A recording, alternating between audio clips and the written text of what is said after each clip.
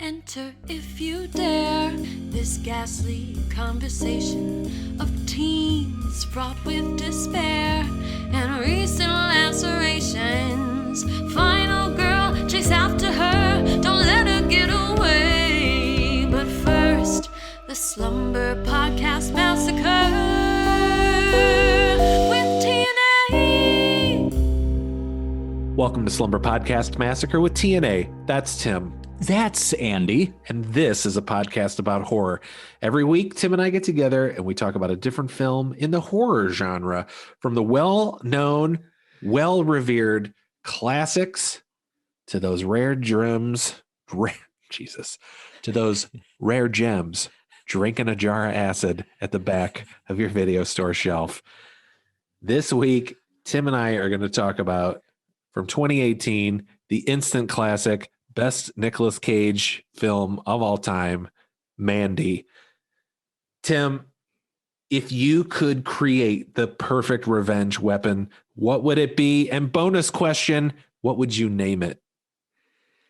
Oh, a revenge. Are you talking like an actual like implement? Yes, tangible... you are fighting demon bikers.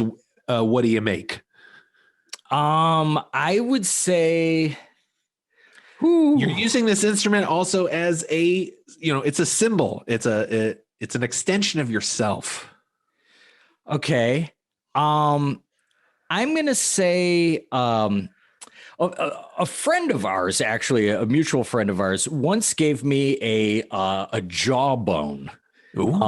And it's beautiful. And as soon as you see, and I don't remember what animal it's from, but it's a big, I don't know, like it's a foot and a half, like it's a large lower jawbone, but just like one side of it, right? So it's got this kind of the bone part of it itself is very thick and very sturdy, and then it's got the teeth on top of that. Yeah. And as soon as I saw it, like it's cool as like a bleached jawbone in and of itself, but you can't look at this thing and not picture it as a weapon. So I would say to hit somebody, this is kind of awesome, to strike someone with someone else's mouth. It's a great way to fucking kill somebody. Nice. Like I'm not going to kill you with my mouth. I'm going to use somebody else's mouth and fucking embarrass you on top of it. All right. That is a very fitting Timmy weapon. Now, bonus. What do you name it? If someone sees you coming, they're like, oh shit, it's Tim, and he's got blank. I would say I give it like maybe because like kind of like to contrast the badassness of it, maybe just call it like Twofer. Dude, yes, I love it. Here comes Twofer. It's Timmy and Twofer. Yes. That's a great answer. And I realize as I'm saying it, usually the name comes born of the situation that it's in, so. Or can I change it to bone? Can I change it to Boner? Let's go with Boner. Okay. Who doesn't like that? It's like your own pet name for it. Like, yeah. It's Boner, but in my quiet moments, Boner know it as Twofer. Yes. Oh, yes. I love that answer. Excellent. Well, shit. Well, I think you'd be a formidable foe with Boner. With my Boner? Yeah. Your Boner versus Reaper. I'm going Boner every time. Because Reaper's a weapon in the movie Mandy. Bad transition. Anyway. Why even worry about transitions? Let's just start talking about this movie because it's awesome. So this is Mandy from 2018. It's written by Pano Cosmatos. Am I saying that right? Do you think? Yeah, it's Greek either way you cut it. Okay. Yeah. And Aaron Stewart and it was directed by Panos. And it stars Nicolas Cage as Red Miller, Andrea Riseborough as Mandy, and Linus Roche as Jeremiah Sand. Had a budget of about $6 million. Box office, again, 1.4. Bad box office, excellent reviews and word of mouth. Another one. Some people have, I'm just going to say real quick, there are many people, reputable people that aren't just genre fans that put Mandy on the best of list for 2018. Yeah. If this is in, I just felt like if this movie is heavily marketed, it would be huge. It would be huge. Because it's not a huge. goofy, it's not Goofy Cage. We talked in the last episode about his two modes, and one is goofy crazy and one is emotional crazy. And this is emotional crazy, and it is so well done and could only be done by Nicolas Cage. Like, this movie has perfect storm, but not the movie Perfect Storm. It's crazy. It's weird at the end of this movie, George Clooney dies in a boat too. I did not see that coming. No. If only Perfect Storm could have had like the boat, but then like in just a little like life raft, just Cage going nuts alongside of him the whole time. Yeah. Just like a going ham on the weather. Like a wayward captain that's been out there for too long, just completely lost his mind. He's been through like 12 of these storms. Oh shit. But yes, this movie is a perfect storm of awesomeness. Director's vision, the performances in it, the design of it, the fucking music in it. Yeah. I don't know, man. Perfect movie, dare I say? No, you're onto something, and I'm behind that 1,000%. I guess we can't say perfect because it does not pass the Bechdel-Wallace test. But anyway, what were you gonna say? Oh wait. What about in the store? In the store, when the two are talking and and Mandy's working, maybe I'd have to go back and watch it. Maybe. Oh, because she asked what she's reading. She asked what book she's reading. You're right. She likes her shirt. Okay. Yeah. Yeah. Oh, it does pass it. Perfect movie. Perfect film. Mandy. So anyway, what were you going to say before I interrupted? Sorry. Well, I was just going to say that, and of course, we're going to talk about this in 12 different ways, but for one singular movie to have so many elements, it's one thing to say like, oh, here's a love story, but it also has elements of comedy, like, the rom-coms, like everybody knows that. Or here's an action movie, but it's got some, a love story. Yeah, some heart to it. But for this movie to have so many different elements that it's almost even creating some of its own genre, like, I don't know. I don't want to jump ahead, but this movie would have still been the perfect movie without the demonic, genuinely scary, acid-induced biker gang. But the fact that it's also in there, along with everything else, it could have just been Nicolas Cage versus the Jesus Freaks. Okay.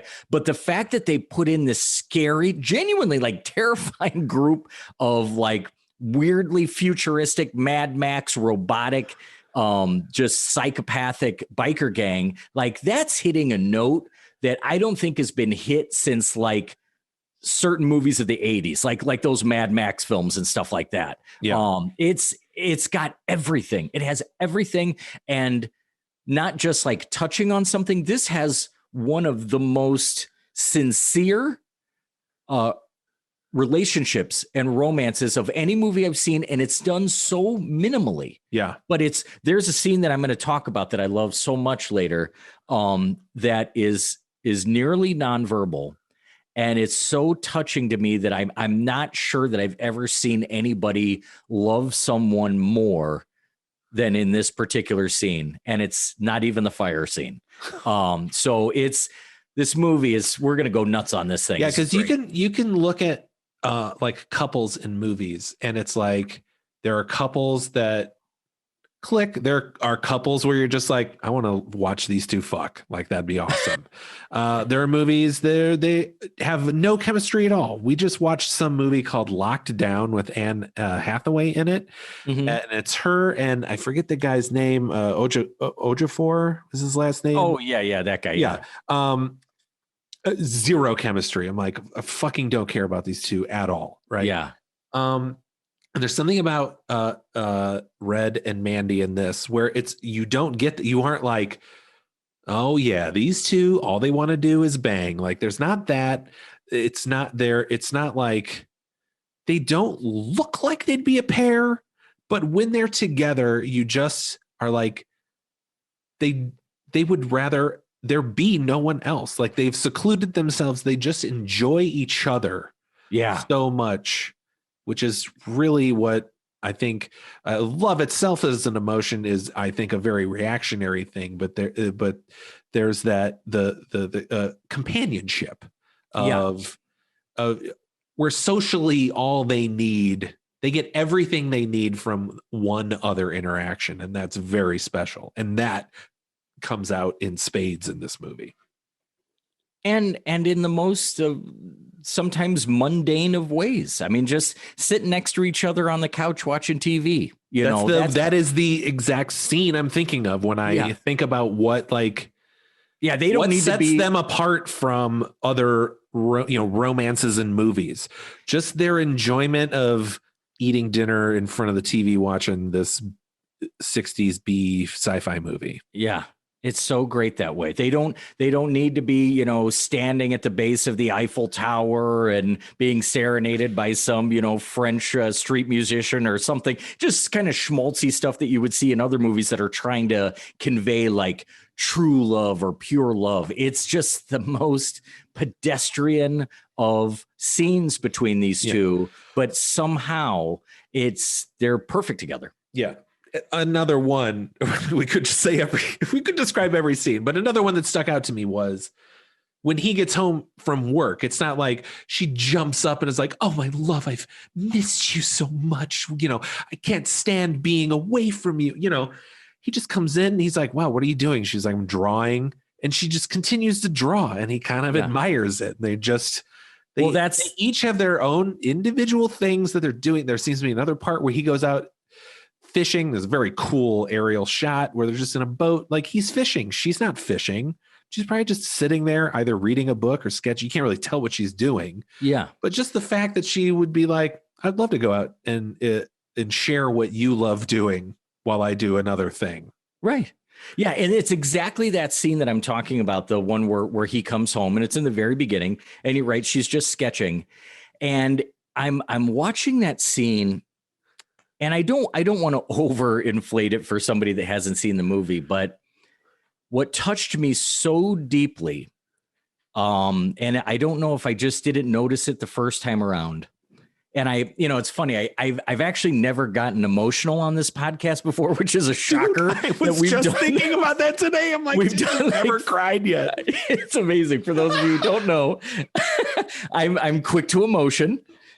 But I'm watching this scene and just like you said, he asks her what she's doing. She says that she's drawing and he asks her what she's drawing and she describes it. And it's literally just the way that Nicolas Cage looks at what she's doing and just that he's taking it in and appreciating it and just in such awe of her talent. And I just thought, as a parent of daughters, like I hope that my daughters would find someone who would love them that purely, just to be in awe of their talents or who they are as a person. Okay, I won't. Yeah. I'm going to stop there before I go too far. But I'm just saying it's a beautiful, beautiful moment, and it's just this look on his face, like he's really like, wow, like look at what you can do, and it's gorgeous. It's a wonderful little moment. Okay, let me throw out Nan Sum. I feel like we have to do it, and then we'll jump back in. Okay, Nan Sum. Mandy and Red are deeply in love and spend every moment they can in each other's presence. All of this is torn apart the day Mandy is spotted by Jeremiah Sand, a cult leader who becomes obsessed with her. With the help of the demonic biker gang, the Black Skulls, Mandy and Red are kidnapped. However, when Mandy resists Swan's advances, she's killed in front of Red, and he is left for dead. Broken and bloodied, Red sets off on a mission of revenge against the biker gang and the cult that took everything from him. There you go. It's a story that's been told before. I'll say that, but I've never. I don't. It's weird how different this one feels, and it is it's obviously in the characters and the style, and I shouldn't say I don't know what sets it apart, but it sets it apart so well. I'm not bothered by the vengeful lover trope. Yeah, and you've got a director here who just in how you described it, it's not something that, at least in theory, that we haven't seen before. But you have a director here. I think what separates it is that he's not, by his own admission, he's not overly obsessed with plot in a movie. He's more interested in characters and atmosphere, which he basically just described his own movie right there, because it's we know who these characters are. We have a very, very crystal clear knowledge, even if some of these characters sort of defy reality or explanation. We know exactly what's going on with them, and then of course the atmosphere, which this movie is loaded with. What's so funny about this director, though, if you read any interviews, like when this movie came out, just like we were saying, it's kind of a critic's darling, and I've read interviews where these interviewers are serving up these cream puffs. You know, they're sitting down with the director and they're saying, "You have created this gorgeous, futuristic, fantastical landscape with these amazing characters and this heart-pounding action and this beautiful love story. And what were the inspirations? How did this all begin for you?" And he'll just say something like, "Well, I think I thought of the chainsaw fight first." It's like, what?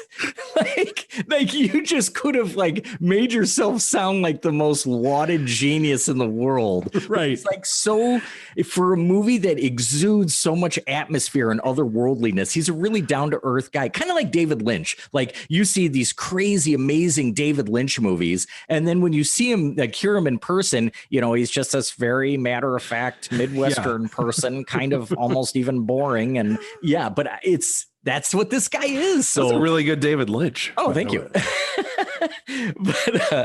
But yeah, it's he's very unassuming, and I read multiple. I probably read or at least scanned like 5 or 6 interviews with this guy, and he's just really down to earth and unassuming. It's just, he kind of just talks about it in a technical way, but the movie shows us so much more than that. Yeah. And he is a very cool dude. Like I watched a couple of interviews with him, and you're right. He does not come off like you would expect him to come off. This movie almost, I would be like, I would not be surprised if the guy was like real pretentious.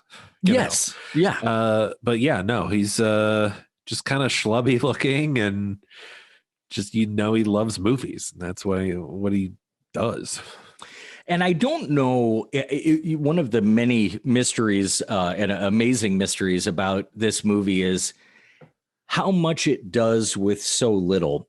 And even speaking to the characters, like the character of Red, okay, who Nicolas Cage, who we love so much in this movie, and we love the character. We're not given a ton of a backstory. There are things that take place in this movie that would require a certain amount of physical skill or strength or training, and there's only the subtlest indications of where that might have come from for him. Like when he goes to visit a buddy of his who he seems to be pretty close with and have a history with, that buddy is wearing like a field jacket, like a military jacket. Yeah. So there's some implication that he might have military experience.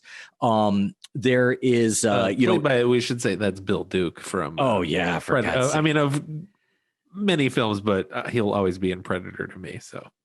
Or Commando, for that matter. The guy that says I eat green berets for the Green Beret who Schwarzenegger says I eat green berets for breakfast. Yes. Yeah, that's who he fights. Incredible presence. I mean, just about as magnetic of a screen presence as you could possibly have. There's maybe an implication that Red has military training. We know that he works outside. He's a logger, chainsaw in hand. So he's physical on a day-to-day basis. But he seems to be, he doesn't seem to be a complicated man. But he seems to be, kind of like maybe the sort of guy that's gone through something. I've read some things where they say that they think he's a recovering alcoholic. I didn't really get a ton of that. Well, there's not a lot in the buildup, but there is a part where he goes into the bathroom and there's like a bottle of vodka in there. So that's indicative of you're hiding the alcohol. Yeah. And we'll have to, we have to talk about that scene. Yeah, that's a 20-minute part. Right there, It is. but yeah, the funny thing is that you're given so little exposition on these characters, but like I said, exactly who all of them are. And I'm going to go ahead and say something here as I'm thinking through it, as I'm saying it. I don't think there's a weak performance in this entire film. I think these actors know exactly who they're playing. And even if it's a crazy, wild, non-reality based character, they nail it. There's not a weak performance in the whole thing. 100% agree. Oh, it's amazing. I think one of the loggers at the beginning, I was like, I don't know, but right. But no, yeah, you're right. Anyone who has a credit in this movie is nails it. Yes. And just to kind of, picture the setting here, because it is pretty important to the film. The Pacific Northwest. And so we've got lush forest. We're back. We've gone full Wicker Man to Mandy. We've traveled the United States with Nicolas Cage. Yes. We're back in the Pacific Northwest. And it is beautiful. And not only is it beautiful, but like you said, this house that he and Mandy have chosen to live in, even to the point where Red is kind of questioning whether or not they should stay there, because it is just very removed from everything. I mentioned it to you in a text. I love this bedroom that they have that is sort of plexiglass. So like, the whole quote unquote room around them is just this clear glass, floor to ceiling, looking out into the forest. So you already have this lush setting that maybe people in the Pacific Northwest are used to, but the rest of us in the country, it almost has an otherworldly feel in and of itself. Yeah. And it's a house, it's a modest sized house, but as someone who doesn't know how, we have flat everywhere. So you coming from our topography and then looking at like the Pacific Northwest, you would just be like, oh, that view must cost $10 million. But I don't know. It's so probably so common. You can get a remote piece of land and that might not be that bad. Yeah. Yeah, I'm sorry we don't have anything flat to offer you. Like you'll have to deal with this gorgeous cliff, like looking down over a river, going through a mountain range and a forest. Sorry. Yeah. I hope you love pine trees. Yeah. So yeah, we have this gorgeous setting, and then the movie itself. Now, I want to capture this and get it out of the way quickly and establish it. One thing that this movie has is an element of, I'm not going to call it whimsy in the same way that Wes Anderson is sort of cheeky in his movies, with like playfulness and almost like just like a really sort of self-aware, which by the way, I love those movies and I love all that whimsy, but this movie uses some non-traditional ways to bring the narrative along, whether it's animation in some parts, whether it's like continued title cards kind of separating chapters within the movie. It's not like this stuff has never been done before. Yeah, it was very reminiscent of like heavy metal, of the movie Heavy Metal. Not in its pacing and format, but yes, in its format. Like the kind of the world it's built in, its transitions, those were very heavy metal.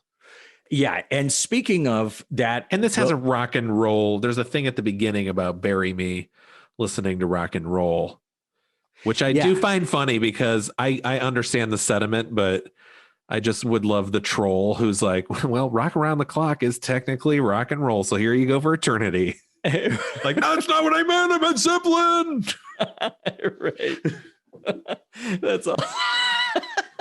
Like rock and roll, it like just encompasses so much. Right. Yeah. Yeah. It could mean a great many things. Yeah. But yeah, you're right. No, that's a good point, because if you're going to come right out of the gate and make this strong statement about rock and roll, and then have a movie that doesn't necessarily feature. Yeah. Your one musician does like mamas and papas, like psychedelic. Yeah, like kind of psychedelic folk music. Yeah, you're right. But I will say this though. Now this is where the biker gang is metal as fuck. So still no rock. What I will say that kind of ties into sort of like rock and roll and the year that this film takes place in 1983.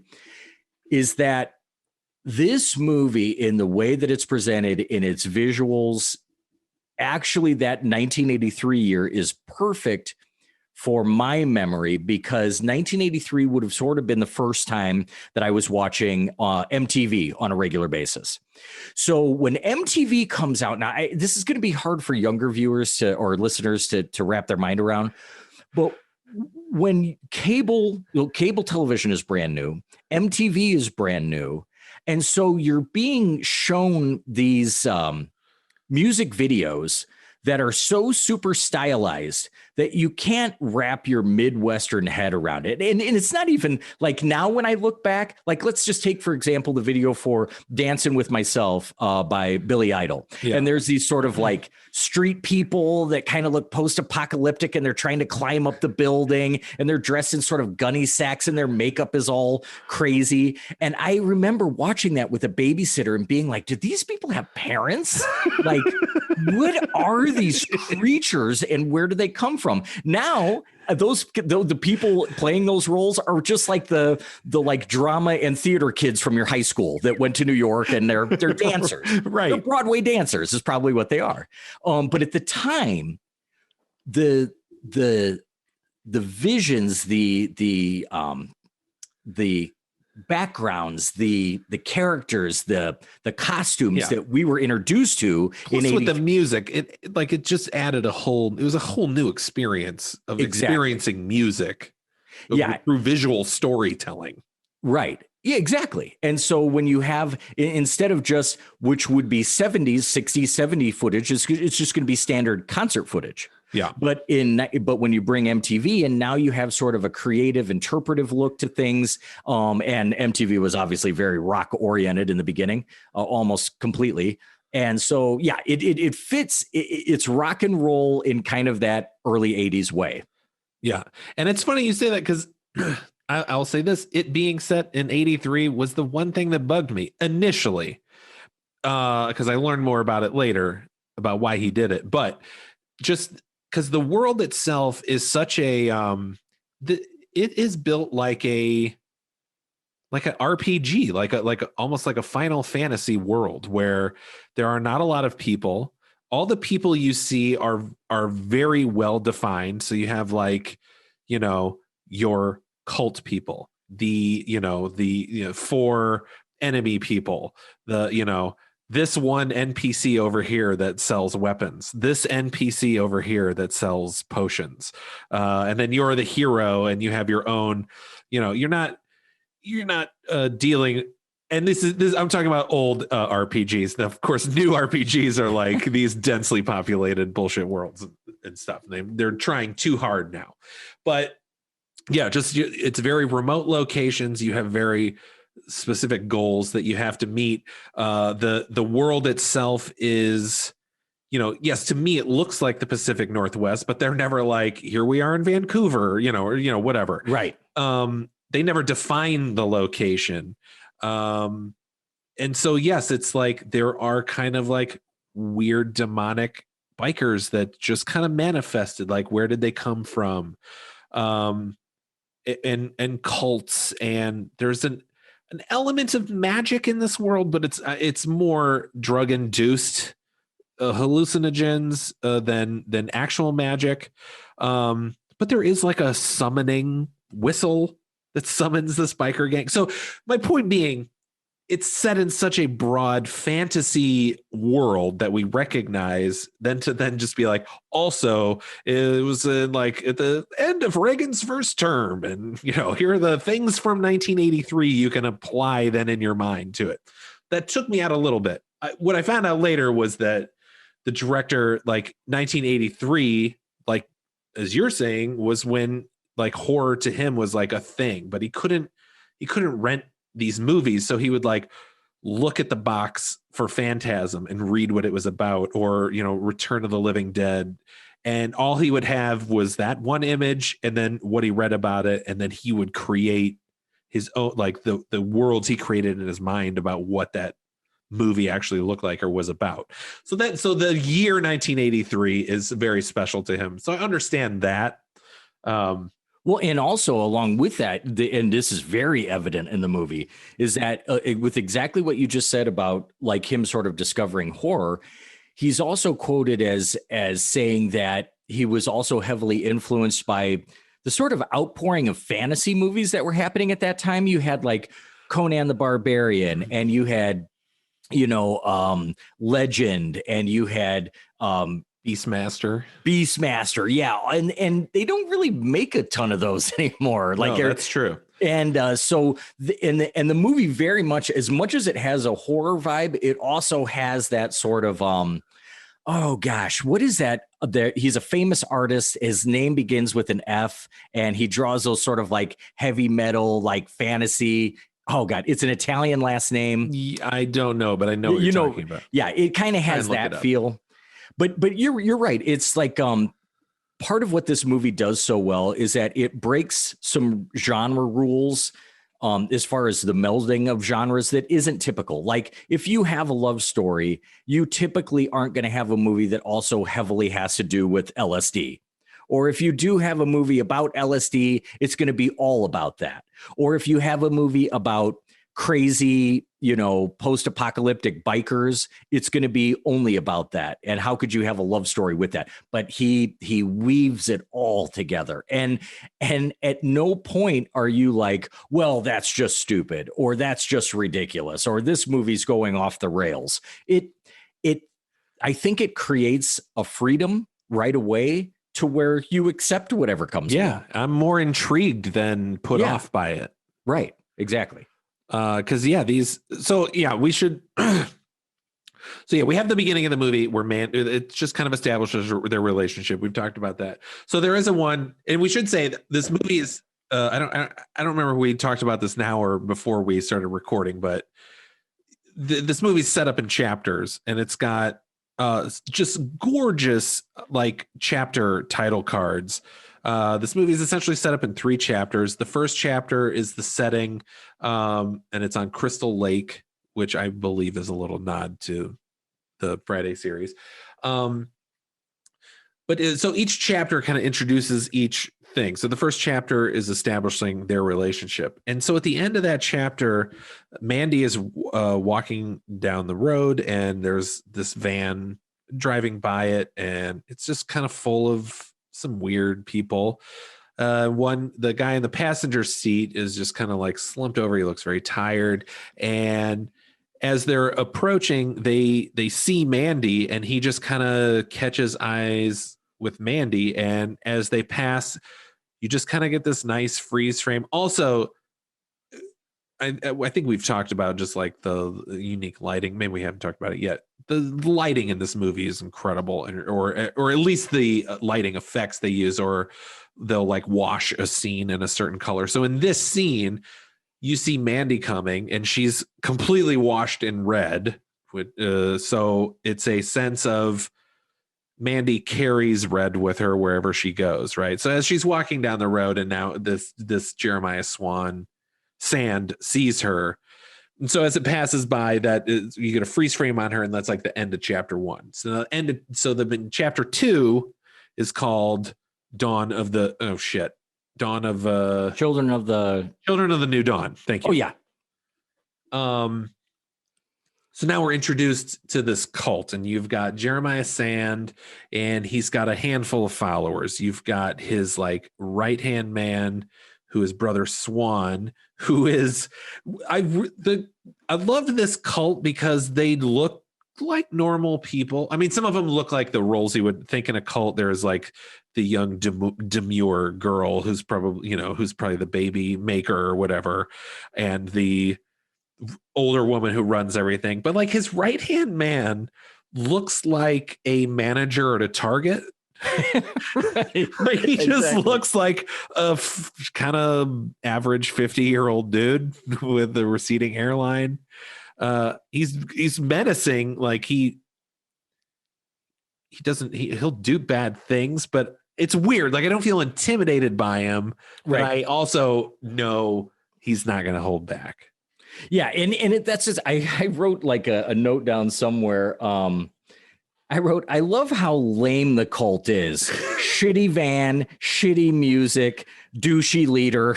Like, Yeah. that's what's so funny about this. Like, of course, It's like 6 people. right. And it's so they're really kind of like a low rent Manson family. Obviously, there's a lot of similarities there because he's a failed musician, just like Charlie Manson was. But supposedly kind of energetic and manipulative and can bring these people into to his thoughts and beliefs. But at least Manson had like his cult was all like young, good looking people, guys and girls. Yeah. And Charlie himself is kind of a really interesting guy to listen to. Like he's very expressive and I mean, he comes off not like the greatest person in the world, but right. he's interesting. But this guy just comes off as so just weak, but self-obsessed. And he's just fucking moping nonstop. Yeah. He's just our first shot of him in the car. He's like slouched over. Then the next shot is him like laying in a bed, like going to Brother Swan, like, you gotta go get that girl for me, please. Yeah. Just such a pussy. I mean, he just is like, but that's what I love about it. Like they drive, it's not like they have millions and millions of dollars and they all drive fancy cars. It's just a shitty conversion van, Yeah. Like one other car. A couple of the people in the cult just look like, I don't even know if they're all there mentally. Like, it's kind of funny to me how exalted they see themselves, but just how really shitty they are. Yeah. There's the fat dude who looks like he sticks out like a sore thumb, which I'm sure is intentional because he gets sacrificed because in order to, because Jeremiah wants Brother Swan to get Mandy because he's like, he is an insane narcissist. Like he does believe this stuff. And he's just like, I want it. And so I get it. Go get it for me. And Brother Swan's like, I could get the help of the Black Skulls. Or no, I think Jeremiah is like, do you have the ocarina or whatever? It's right. Like a whistle. It's like a whistle. Yeah. It's like a shell whistle. Mm-hmm. Yeah.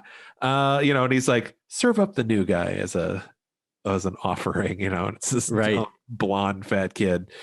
So now it's like so they go to Mandy and Red's house and he blows the shell and it summons these bikers from wherever. Like, so now we've got this weird mystic magic element that I don't mind because it's not over explained. It's just like, yeah, that's what happens here.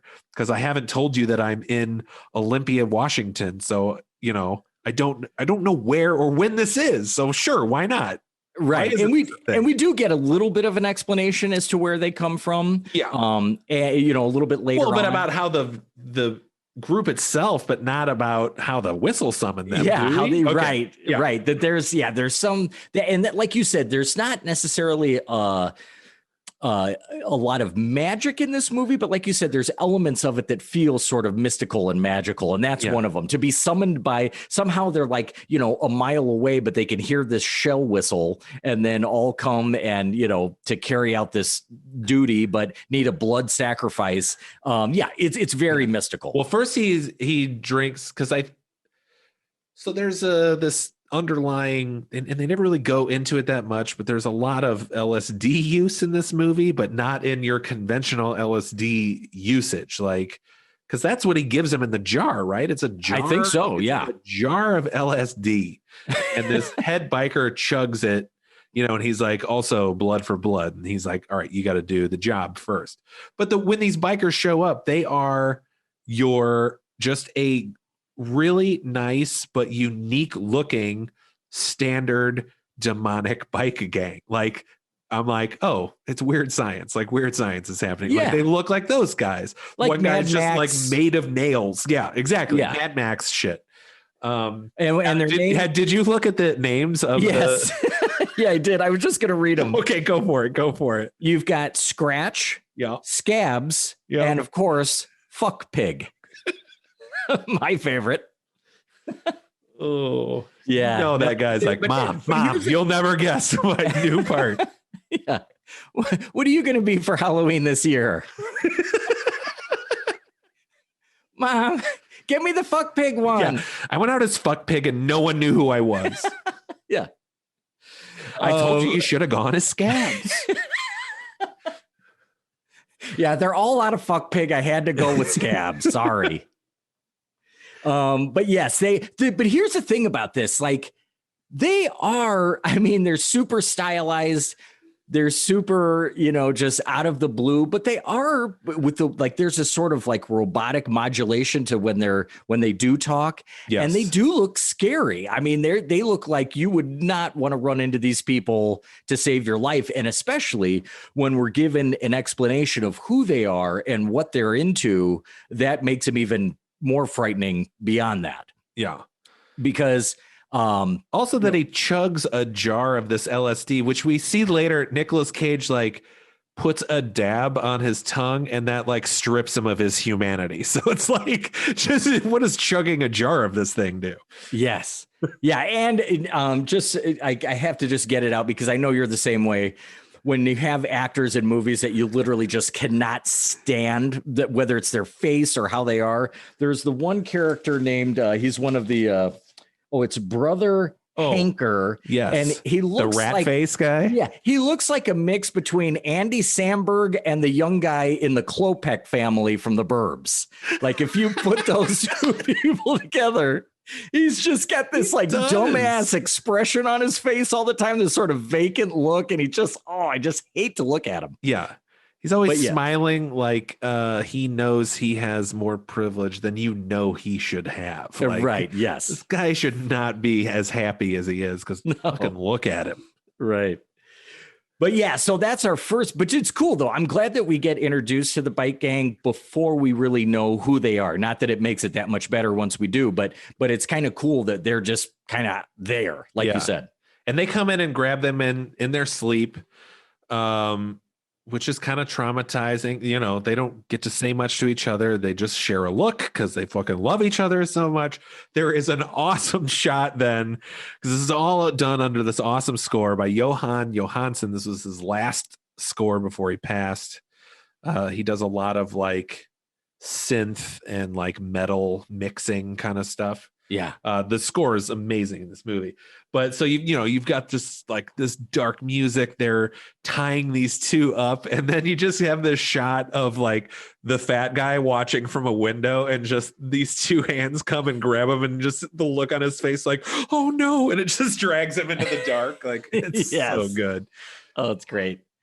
But yeah, it's terrifying because it's like if again, like I was saying, if it was just this cult that was going after Red and Mandy, it would still be, it would get the point across. But to know that now these guys are going to get them, it fills you with the feeling that, okay, there's no getting away from this. Like, these crazy ass, who knows what they are, mutants are, going to get them. And like you said, attacking them. And while they're sleeping, there's no chance of escape whatsoever. Yeah.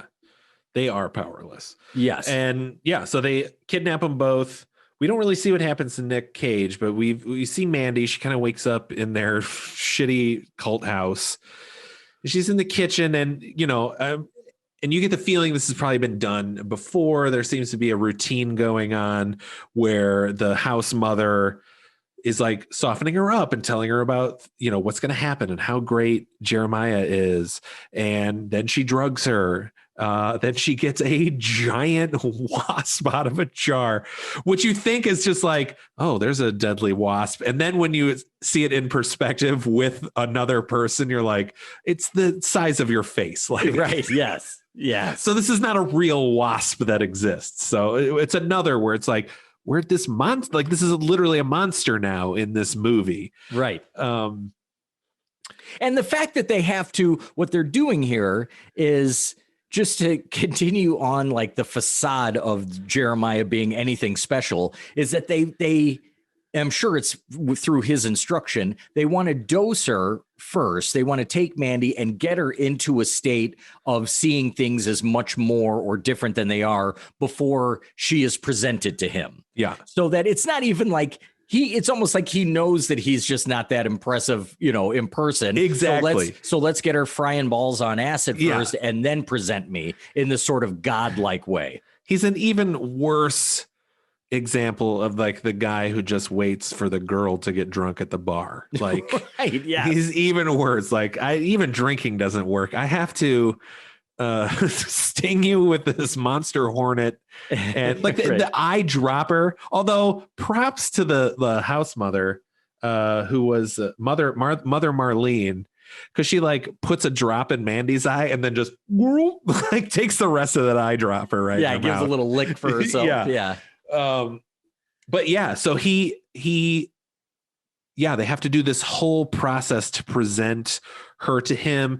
Everyone is just kind of lounging in the room in this kind of like, it's like a shitty Caligula kind of thing where everyone's just kind of lounging. They're probably all fucked up or whatever. Right. And he's got this whole process. He puts on his psychedelic folk music and this is like one of those awesome moments where it's like when you read a play and there's just like one part where one character does a 3.5 page monologue. Yes. You're just like, wow, what a bold thing to happen right here. And he does, man. He just does this whole fucking monologue right in the camera, like just his face. Then they start like kind of morphing her face with his with some overlays, and it goes back and forth. So you're kind of tripping out a little bit while you're watching it. Really good representation of hallucinogens, whether you've ever done any or not, and they do it so subtly that when they first start to work in that overlay of her face over his face, you almost don't even recognize it, and then you're like, "Am I seeing something weird?" And then you realize that it becomes his face has now become her face, and LSD or hallucinogens have been represented in movies to varying levels of success, for a long time, and accuracy. Yeah. But they do a really fine job of whether it's any specific hallucinogen, which, they do actually cite LSD, but I mean, they get the point across that obviously there is some sort of hallucinogenic state happening. Yeah.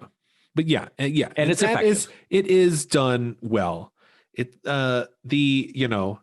When people take LSD in a movie and then see like cartoon birds, like that does not happen. Like that, we're not like, when people say hallucinations, it's not like, oh, when you're in the desert and hallucinate, it's like just things move.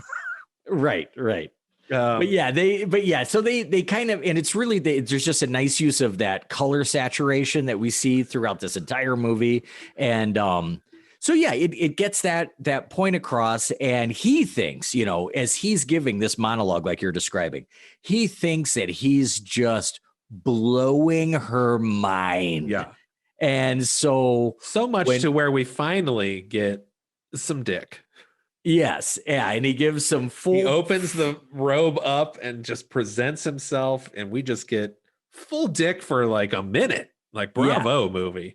And then Mandy just gives what could only be the worst reaction to what he thinks that he's just served himself up. In his mind, he thinks that she is seeing him as some like rays of light shooting out from him, some Christ-like creature. And then she just straight up laughs at him in ridicule. Yeah. And it's hysterical. And you're so like, good. Fuck yeah, Mandy. Yeah. Because the laughing gets like, it's so hard, and like it's a laugh to where she knows how much she's hurting him by laughing. So it's like it turns into this mean laugh, and he's like yelling at everyone like, "Don't look at me! Stop looking at me!" Like she has just fucking decimated him. Yes. Unfortunately, he still holds a lot of the power. Right. So that leads to the very sad scene where now we see Nick Cage is alive. They pull him out, they tie him up outside, and they bring Mandy out in a sack and very unceremoniously just burn her alive. Right. And it's done very well on several parts. So Mandy is in the sack, and it's probably not the hardest special effect to pull off. But as the bag is burning, we really do see some like flailing within the bag that just, for all of the types of death that there is out there, burning is awful. If you've my worst fear. A thing about a burn is that it never stops hurting. I burnt myself on an espresso machine one time, and I literally spent the rest of the day. I was working the espresso machine, and I just had to stick my thumb in water while I was taking people's orders. Like, just it had to be submerged. Oh. The second that I took it out, it was like it was on fire again. Yeah. And so yeah, burning is about as bad as it gets. And you see this gunny sack, which is now she's sort of hung upside down from a tree. She's on fire. Now here's where I think one of the absolute best decisions is made by the director. And it's the kind of decision that was not handled properly by the director of, let's say, Color Out of Space, which we covered last week.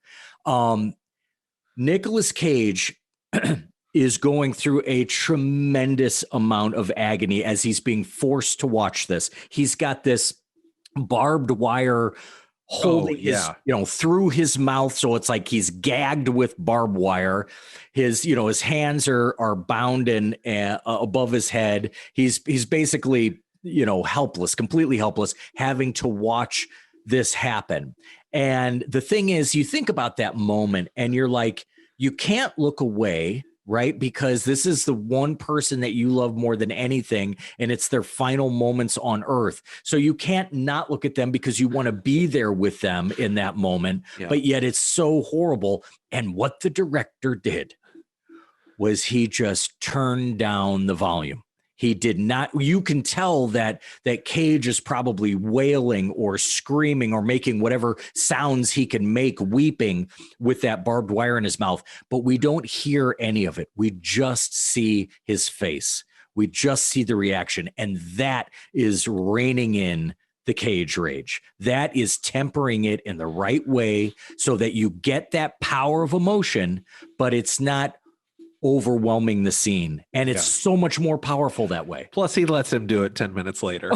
Yeah. I mean, because you can only cap that for so long. I mean, that bottle's gonna blow at some point, and does it ever in the most perfect way. Can't wait to talk about that scene too. Well, let's get into it, because they leave him there. They leave him tied up. They leave. He pulls his hands through his restraints in a disgusting. Did you ever see Gerald's Game? I never saw it. Okay, no. It's actually not bad. There's an even more graphic image of that, of some with the degloving. Yes, they call that degloving. Yeah. Yes. Okay. So so he pulls himself out. There's this just horrible image of like he opens the bag and there's just charred skull is there, and then it just like breaks away into dust. Like nothing left. No coming back from this one. I don't care what kind of whistle you've got. So he goes into the house, right? And like, this is when it's all hitting him. And we have this shot, which it's weird. It almost feels out of place only because it's so unique to the rest of the movie. So like through this movie, we have so many scenes that are just washed with color, right? Like as she's walking down the road, it's all washed in red. As Jeremiah was giving his speech, he's under this kind of pink light. He goes into this bathroom and we have another like solid color, but it's not washed. It's like an unfiltered, the scene itself light wise is unfiltered. And I think Nicolas Cage is unfiltered in this scene as well. Like it's all one take, but it's just like this orange bathroom. So it sets out the aesthetic of the movie of these solid colors, but it's just the color of the bathroom itself. It's like so much orange. And he goes in, this is where he's been hiding his vodka. And so he's just going through the process of cleaning his physical wounds and tending to his mental wounds, because he's pouring it on his wounds and then taking a big swig, pouring it on another cut, taking a big swig. Now I'm going to scream a little bit. Now take another swig. And it just keeps building and building. And he finally just sits down on the toilet. And this is mega rage Cage. There's like 1/2 second where it's like, but the rest is, I think just pure excellence, pure emotion. To the point where, because it's kind of, you see the camera kind of zooming in on him and then it kind of backs off a little bit and then comes back in. And I really feel like that was the cameraman. Like, I'm not sure what he's going to do. I'm going to just back up a little bit here. Like, he could thrash out at any second here, you know. I know what happened in that moment. Oh, you do? Oh, what happened? They hit a towel. For real? For real. And they kept it in. Yes. They they hit a hand towel and had to and then somebody had to rip it off, you rip it away, and then they could keep going. But they just kept it because they kind of liked that sort of tentative feel. Like, can we get close to this guy? Yeah, that's how it felt. You know? And it's perfect. It's so great. Everything that you described is to a T exactly right. But it's the little things that he's doing. Vodka, if you drink vodka in any sort of excess, it can burn your throat. And there's these moments where he's actually grabbing his throat. Yeah. Kind of like, I'm going to sort of grab my throat and steady it so that I can get past the burn because I have to keep drinking it. Now, what's really cool is they shot this twice, one for rehearsal, and the director gave just a couple minimal notes, and then they did it all in one take the second time, and that was the shot. The beauty of it is the director said that he really wanted this to come across. And you hit the nail on the head when you said that the scene in some ways seems a little out of place or kind of standalone, but that's exactly what he was looking for. He said he wanted a one man, 4-minute play. It seems like a dollhouse cutout, just like a built separate room. It's really weird. Yeah. And he wanted it to almost come across as if it was like an entire stage play, but just 5 minutes long, just to tell the story, because we see him go through. You can kind of measure what he's going through. It's not just random screaming. Part of it feels like anger, and part of it feels like, I guess it probably starts with just shock screaming. Then it goes to anger screaming. Then it goes to sadness.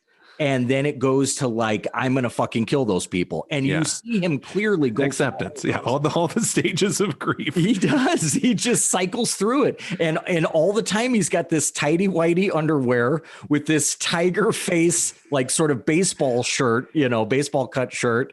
And it is this scene is funny, heartbreaking, and just in your face and perfect all at the same time.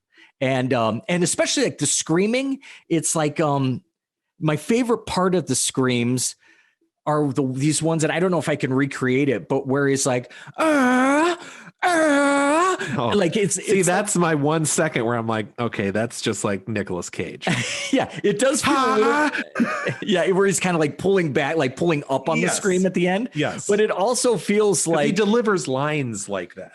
Yeah, because in other movies. So you're right. But it's almost kind of that is such a minimum. What a complaint. I have to find something. But it's so good. And you're right. The colors it kind of reminds me of what you would picture like a Stanley Kubrick 70s bathroom would look like, sort of. And with those oranges, the browns, the tans. And but it's just a scene, and we can't not talk about the scene that comes right before it, of course, not to take anything away from the scene. Yes. But when Cage... I was thinking this happened later, but yes, go. When Cage comes into the house, before he gets to the bathroom, the TV is on, and it's a commercial. And it's done so perfectly, but it almost looks as if, was this a real thing? That's what I thought halfway through.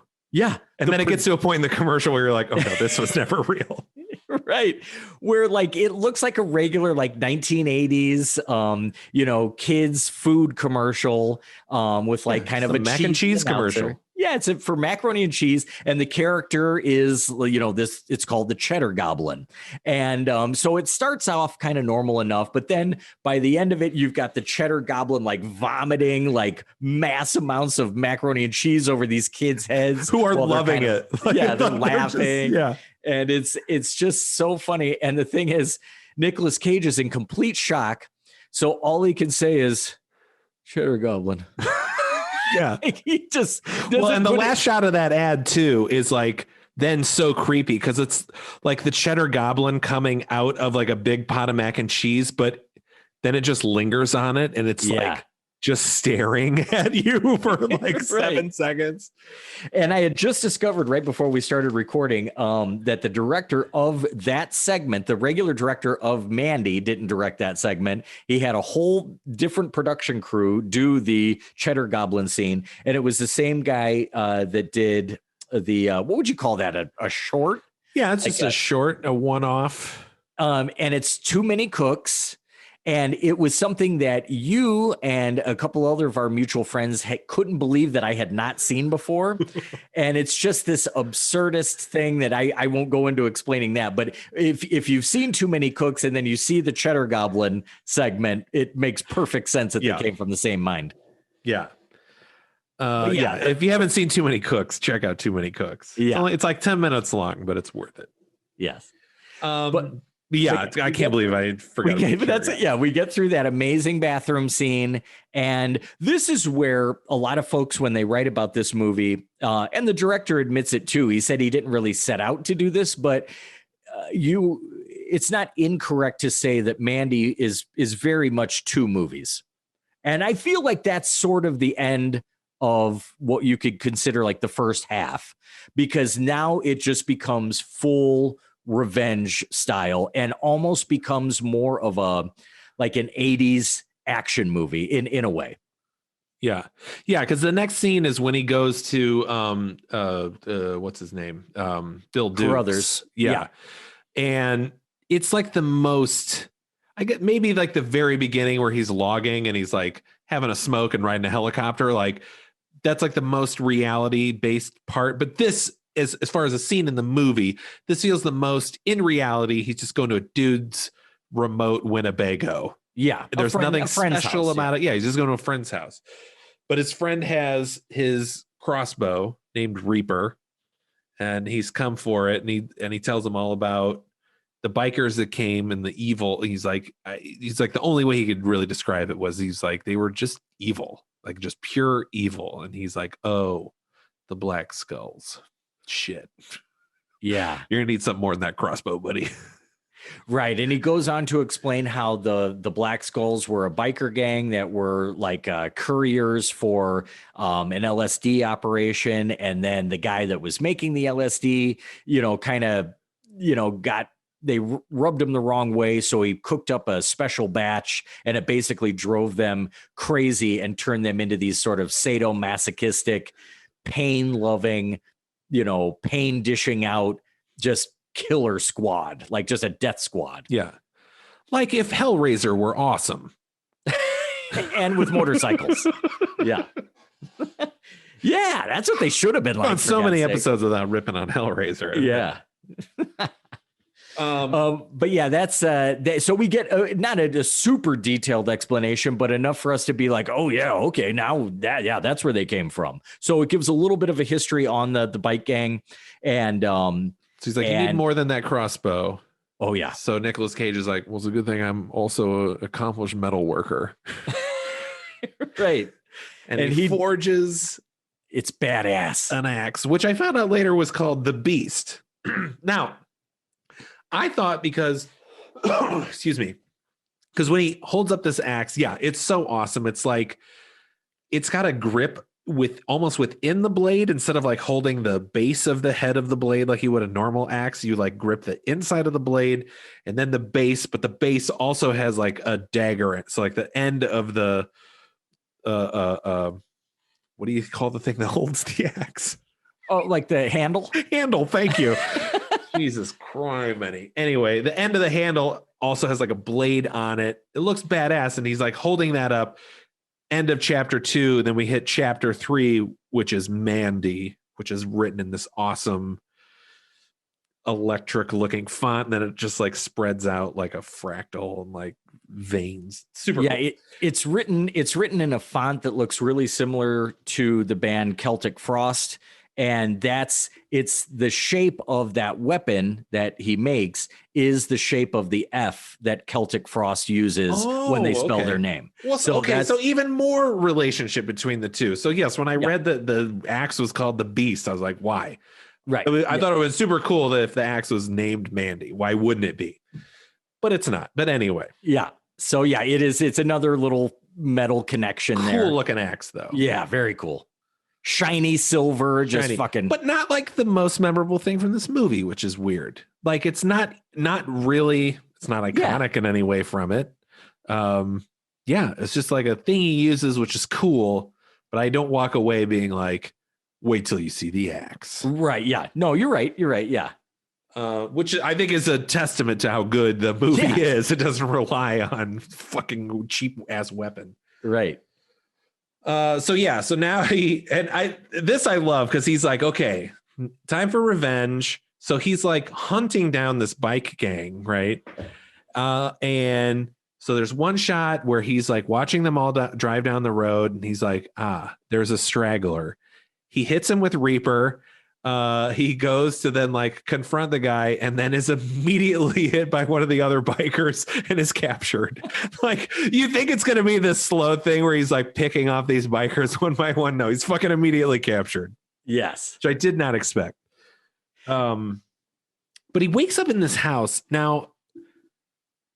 And here's just another weird thing because the upstairs of this house that we see looks like a very basic ranch house.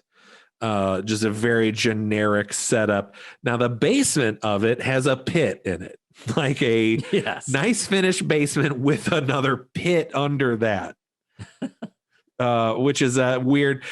And you see the pit first. So almost the more jarring thing is when you get upstairs and you're like, oh, it's a normal house. Okay.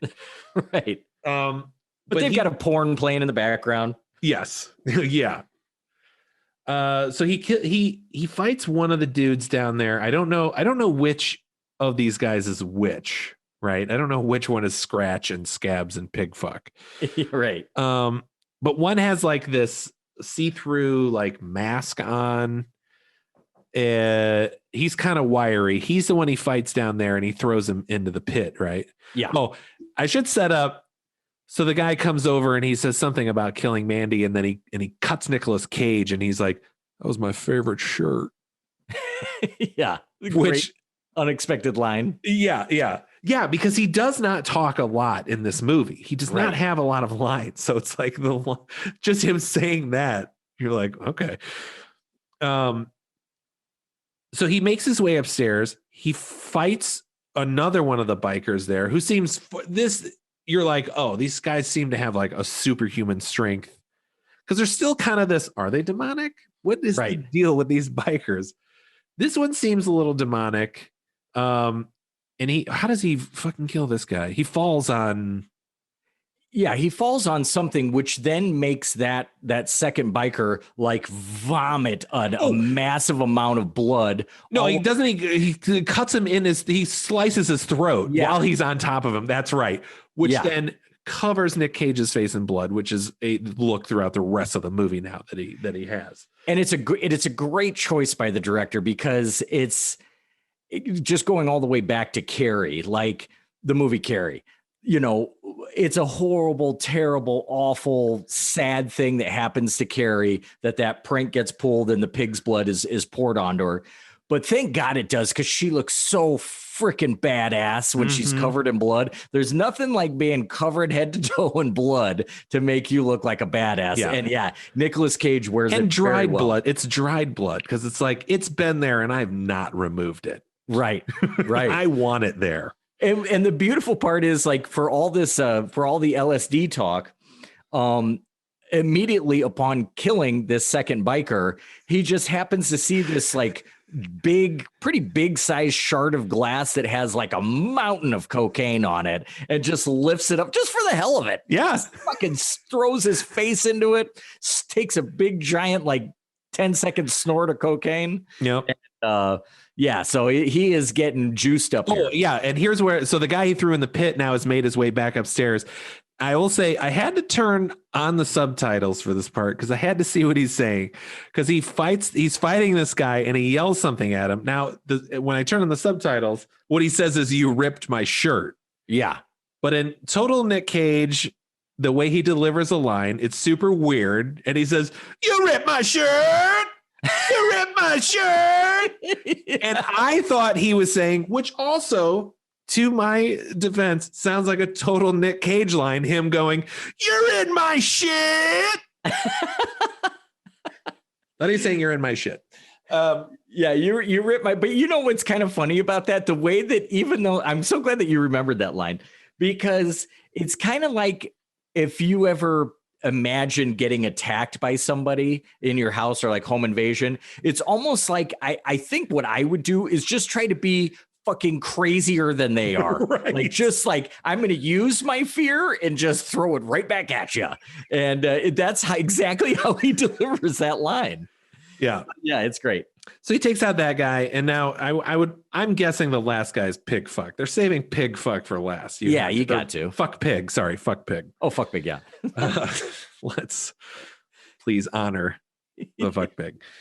And now here's the point where you're like, all right, these guys might be demons.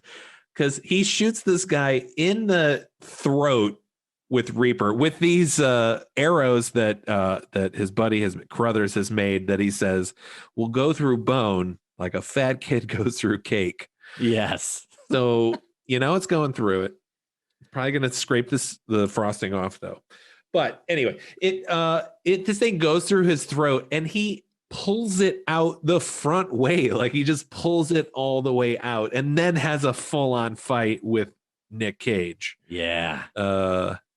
To which then he ends up burning to death because he's just standing in front. That's how demonic this biker is. He's got some downtime. What's he going to do? Just stand in front of a flaming car, like a junk car that's on fire. He's like, I'm just going to stand here, I guess, for a while. What's crazy is the first time I watched this movie, it feels like, especially if you're like me and are viewing this movie in some sort of video game sense, where like the demon bikers seem like the end boss. Like, they seem like the harder ones to get by. He goes through them with he goes through everyone with relative ease, I should say. Like, the fight with Fuck Pig is like the hardest fight he has. Yeah. Maybe the chainsaw one. Yeah, no, you're right. But the feeling that you're starting to get at this point in the movie through, he's just, hoovered up a nice big mountain of blow.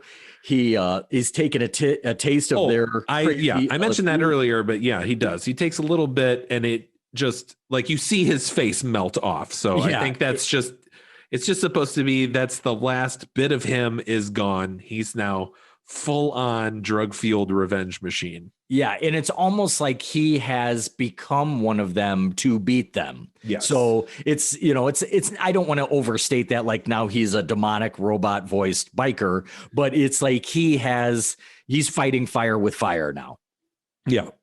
And this is also, it's also important to mention, even though we threw out a couple of those great lines in that scene, it really is where in this sort of second half or sort of second movie within Mandy, that the movie almost becomes a silent film. I mean, it's just this side of a silent film, a very little dialogue, very action based, very visually based. And that is cool. Like, it's great that they don't muddy it up. There's so much neat stuff to look at and see that we don't need a lot of like bullshit exposition for what? I mean, we've already gone down the rabbit hole this far. We're into it now. Let's just see where this shit takes us. Yeah. So yeah, it becomes almost virtually without dialogue.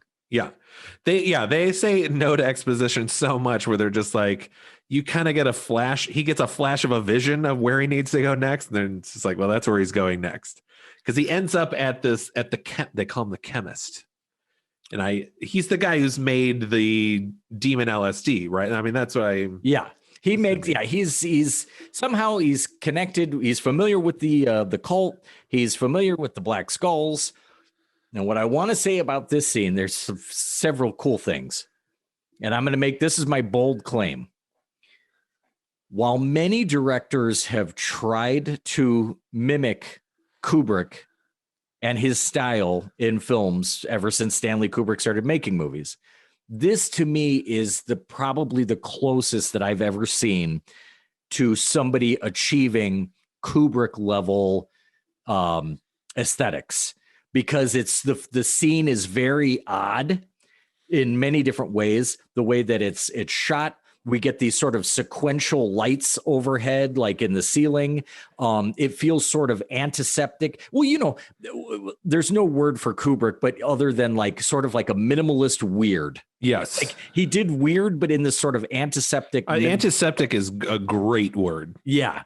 And so what's so funny about this is that we almost, because Red has no dialogue, but there are exchanges in this scene. It's almost like this chemist has done so much acid that he can just read people's minds without them having to say anything and respond, you know, in kind. And it's a very strange, different scene with its very own flavor, but it is super cool. Yeah.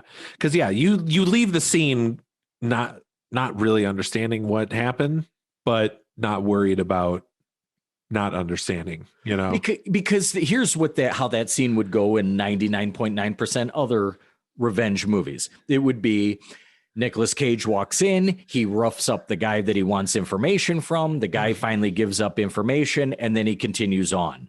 That's how that scene is normally handled. Yeah. But in this version, they just decided, let's get weird with it. Let's get creepy. So what's the bit with the tiger when they just let the tiger go? Is that just another drug thing where he's like, oh, I guess I have to let the tiger go? Because it's the telepathy. Now here's what happens. So the chemist says that he can always tell when he's made a good batch when Lizzie, the tiger, is docile. And then it's silent. The chemist is reading his thoughts of Nicolas Cage saying, that's a really shitty thing to do to that tiger. And then that's when he goes, you're right. That's really bad.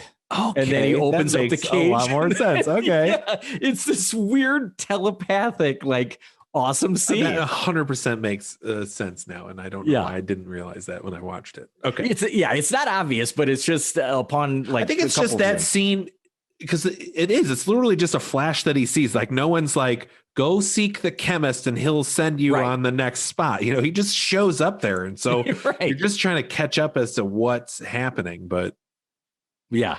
But it's a fun little quirky scene just in there. Yeah, that guy gets a great performance. That's Richard Brake. Yes. Which I haven't seen in anything else. Dick Brake. Yes. He was Joe Chill in Batman Begins. So if you remember that, the bit part there. Yeah, but he's very cool. He's got that. And that thing with Kubrick too, as far as timing goes, he was never in a big hurry in any scene. He would just let it go as long as it needed to go. And that's how this scene almost feels like it's 15 minutes long, but in a cool way. Yeah. But it's just because it's very, just very specific. Deliberate. Yeah. Yeah. So that, and here's another part that just feeds into my video game world building that they've made, because when he just says like, you have to go north, like it's north, like it's so non-specific, but in this type of world, like I completely understand some what adversities he's going to run into, like what that entails. Yeah. Like I don't think, well, he's in Florida and he's going north to Georgia, like right. North it's going to be harsher. It's going to be colder. Not that he like runs into like a snowstorm and has to traverse it, but where he's going is more treacherous than where he is now. Yes. Yeah. Yeah. I think that's cool. Like that's an element that I would, because I don't really do any gaming, like that doesn't register with me, but it's cool that like you just kind of instinctually know what that means, like what's being said there. That's cool. Yeah. So yeah, he goes north. Yep. And he finds the cult. Because he just goes there, right? He doesn't. Well, first we have the battle. He's got to get rid of Brother Swan. Right. Because he encounters some of the members of the cult. Yes. And and then I believe it's he lets the girl go. He lets her go. Yes. Yeah, he's seeing a little too much. Sis and Brother Swan are driving, and I think he shoots out the tire in the van. So Swan gets out to change it. Nick Cage rams the knife part of the handle right into his mouth. Yeah. And probably the most straight, like that's just like a straight up like slasher movie move. Yes. And it's great too, because that Brother Swan is probably, I don't know, for like you said, I mean, granted, even though he's our, target manager, he does say some of the most like hateful things. Oh yeah. So and he facilitates every bad thing. Yeah, so it's kind of perfect, and you feel justified that he gets a really gnarly death right in the mouth, like right from the source of all that nastiness that he says about Mandy. It's like just when you think Nicolas Cage has shoved the weapon in as far as it'll go, he's got another like 2 more shoves after that. Yeah. So yeah, you're right. That's a legit like Friday the 13th kill. Yeah. He lets Sis go. He ends up hitting the punchable face guy. He just kind of we get a cool axe thrown at him. But then we've saved all the good fight, because there's one guy who you don't even notice is really ripped or anything when you see him before. Yeah. Just kind of now you're like, oh, they had a muscle guy? Okay. Right.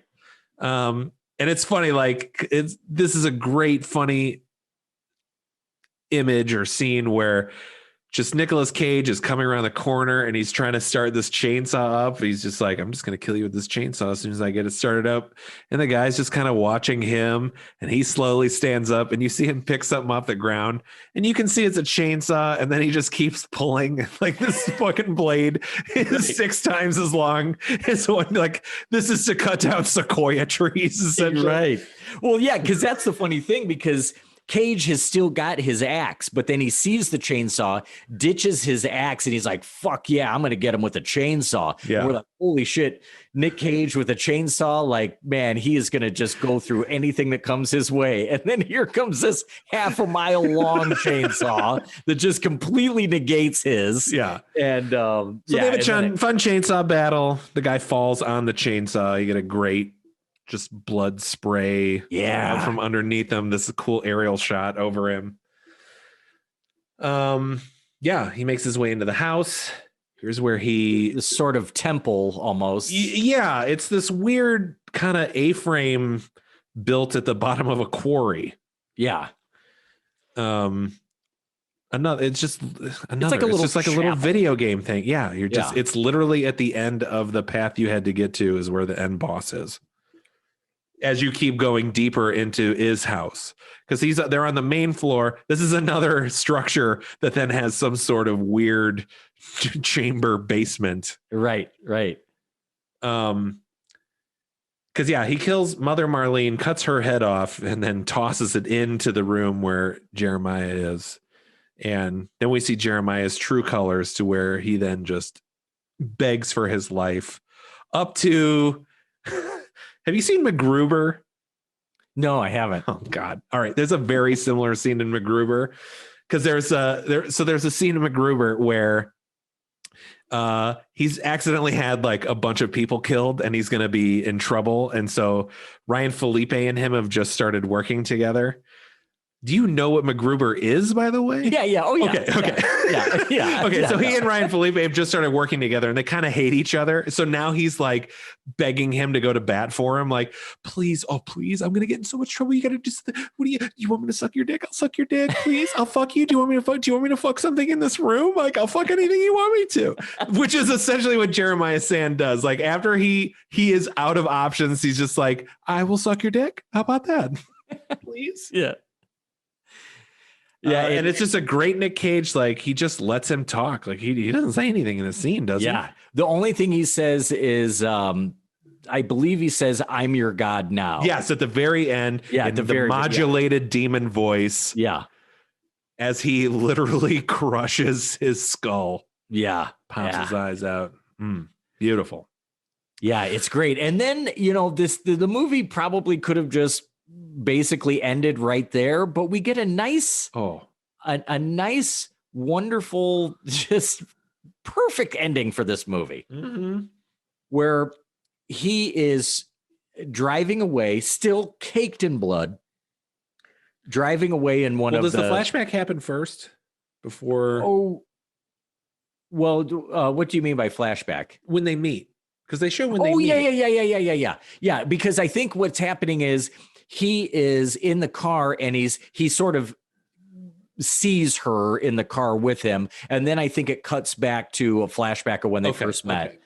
And it's just a nice, like, even though they aren't together again, it's like by gaining his vengeance and getting his vengeance, somehow it's like there's a peacefulness there. And he sees her again and she's riding along in the car and she just looks like an angel. She's just peaceful. And we get a flashback of when they first met. And it cuts to this great shot. Iconic. Super iconic shot of just like the colors are saturated and just hyper so like brightly lit, like overexposed almost. And it's just his white teeth are just shining. He's got this big goofy grin on his face, like just seeing her again while he's caked in blood. And it's just so zany and it's like almost cute and hilarious at the same time. Yeah. And then the background seems to, like, even the night sky seems to have almost taken on a sort of otherworldly, futuristic, alternate universe look. It's like there are two moons, like there's one giant moon and then another moon almost behind it. That's a very heavy metal landscape look at the end of it.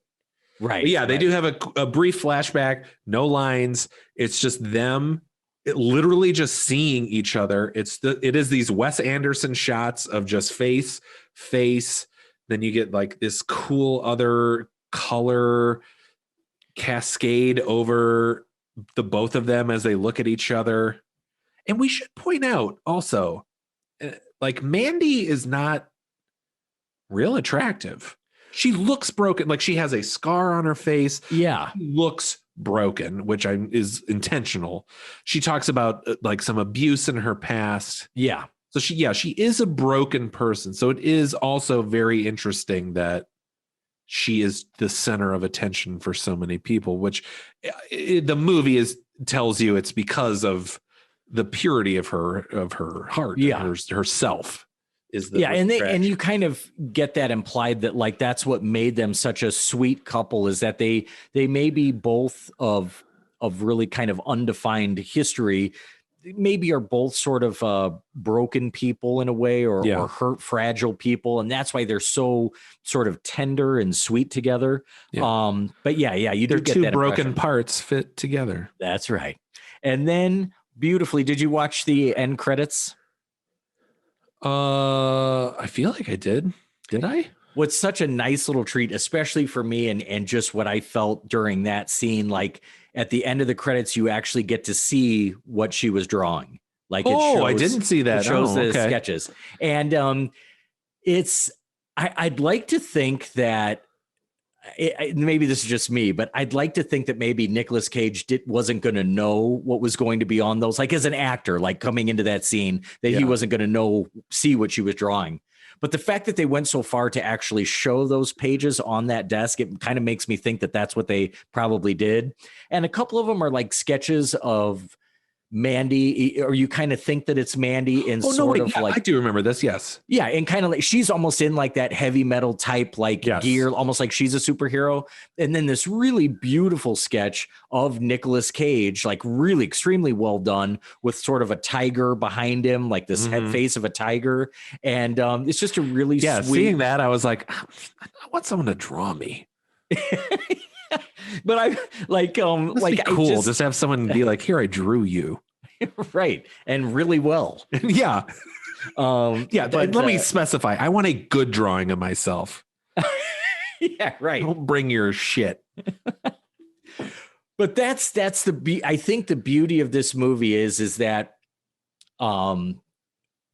it's so many different things. It's so many opposite things at the same time. Like you could say that it's complicated in that it has all of these elements and genres, but it's also a very simple and direct movie at the same time. You could say that it's visually like so lush and just this outpouring of color and texture, but at the same time, like I said, it's very simple in its own way. It's a very tight movie, but with so many elements, it's kind of unlike any other movie out there. Yeah. It's one where, because I'd seen it already and I was like, well, I'll put it on, I'll watch it, but I can probably like do some research while I like watch it and like look stuff up and stuff. And I just found myself not like, was wrapped up in it for the whole 2 hours. Yeah. And I don't know, it makes me really hopeful for the future of filmmaking, that somebody can come up with something truly unique and different. I mean, hey, we're just coming out of a world that has been beyond any person who has ever been on this planet's experience. Yep. So I'd like to think that there are like, the possibilities are limitless for not just what is shown on the screen, but how it's shown on the screen, playing with the narrative, mixing some things up, throwing those title cards in the middle of the movie, throwing in that animation, that saturated light. Why abide by rules? Why not just make something that's truly unique? And it kind of feels like this movie is spiked with that freedom. And that's what makes it so cool. Well, yeah, you hope with as many streaming services as they are now, and they're producing their own stuff, that because you used to just have to rely on a studio, and taking risks is not something they like to do. So this movie took a lot of risks and nailed all of them. Yeah. Nailed it. And by the way, I wish movie executives would know how much the public likes that stuff. Like, I've referenced it many times, but it made me think a little bit about the production that you and I were in of The Pillow Man, which is a very harrowing, sort of otherworldly, futuristic show.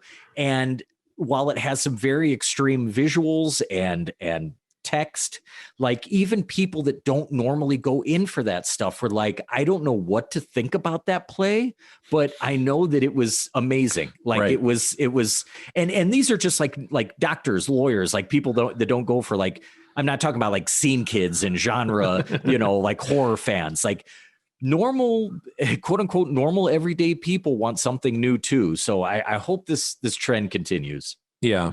So do you recommend this movie? Yeah, if you hadn't guessed already, I highly encourage you to go out and see this. And I don't even know what to say. Like, if you like this, then watch this movie. If you, I don't know, if you're a human and you're not like a young child, watch this movie. Yeah. I mean, I guess it's like, if you don't like gore at all, don't watch this movie. If it's something that can happen where you're just like, okay, like I get it if you don't watch movies for gore, and that's not what this movie is, that's The Burning. Watch The Burning for gore. This movie has gore, but it's important. It's part of the story. Yeah, like if your idea of a great time is like, I don't even like Made in Manhattan or something like that. Like, was that the Jennifer Lopez? It's probably like that is. Okay, Richard I mean, Gere? if that's the thing that you go in for, maybe no. Maybe fuck it. Maybe you watch Mandy and see what a real movie is like. Yeah, see what the two people who actually love each other look like.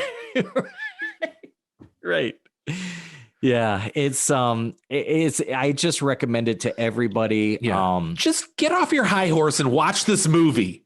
Is what I'm saying. Well, you know what? Let me just say this while we're at it. For people that listen to this podcast, and first of all, thank you for everybody that does, whether you've listened to 1,000 times or this is your first time. But if you haven't seen these movies, really, you'll know it if we picked a garbage movie, because we'll tell you it's garbage. Yeah. Okay. But if we pick a movie that we're going on and on about, you can trust that. Like even if you feel like, well, I listen to the podcast, I know everything there is to know about this movie. No, we could do a 3-hour podcast on Mandy and it still isn't going to touch your experience as a viewer. You have to see it. Don't think we won't try either. Right. Yeah. Yeah. We're not going to, though. We're going to wrap this one up. Yes. Yeah. We've said enough. Yeah. So that was Mandy from 2018. A huge recommend from both of us. So that closes out Horror Through the Cages. It's been great fun. He does. So let's talk real quick about. We talked about Nick Cage at the beginning of the series. Let's talk about the future Nick Cage, because I brought this up to you a little earlier, because trailer just dropped for a movie called Wally's Wonderland, and it's a Nick Cage crazy scenario movie to where he plays a guy and he ends up fighting killer animatronic animals. So it's like it's the Five Nights at Freddy's movie without having the licensing. And it looks like a Nicolas Cage movie where he's like just beating up crazy killer animatronics, and there looks to be a lot of like crazy evil animatronics, and the creature design in it looks cool. At the same time, while watching that trailer, I was like, okay, I feel like we're coming to the end of Crazy Cage being fun. And I say that only on the speculation that because in this trailer, he doesn't talk. So my hope in the movie is this character does not talk. It's just a lot of grunting and smashing things. Or if he does talk, it's like 1 or 2 lines, right? But because I don't feel like he's got anywhere else to go. Well, I see what you're saying, and I agree with it. I'm hopeful of something.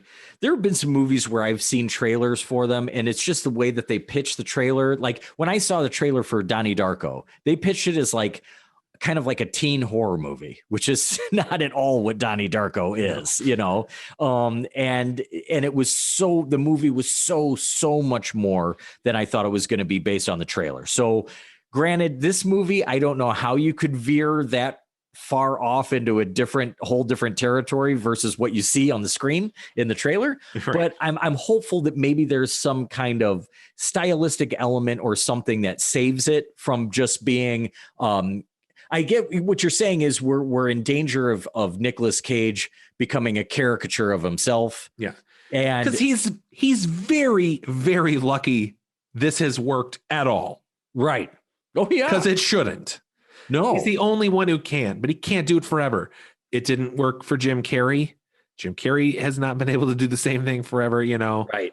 There gets a point where you're like, oh, he's doing Jim Carrey things. Like him being Joe Biden on SNL is a perfect example. It's just like, well, it's just Jim Carrey doing Jim Carrey things as Joe Biden. It's eventually going to get to, okay, so this is movie X with Nicolas Cage doing that Nicolas Cage thing, Right. Like, no, this movie, like Wally's Wonderland, listen, I'm going to tell you now, it's not going to have any kind of artistic vision. It is we have to get this thing out because Five Nights at Freddy's interest is waning. You have a very small window to get that type of movie out. And you're not getting the rights to, they can't figure how to do that movie. Someone has to do it to hit the iron. And it's like, cool. Nicolas Cage also will do anything. Let's also not gloss over that. Nicolas Cage is in debt up to his eyeballs and will do anything. Does he put everything into it? Yes, he does. And that's part of his success. But he will do anything for a paycheck. That guy has done 100,000 movies over the last 15 years. Yeah, no, he's done so many movies you've never heard of. I guess my overall response to that would be that I think the key word is balance.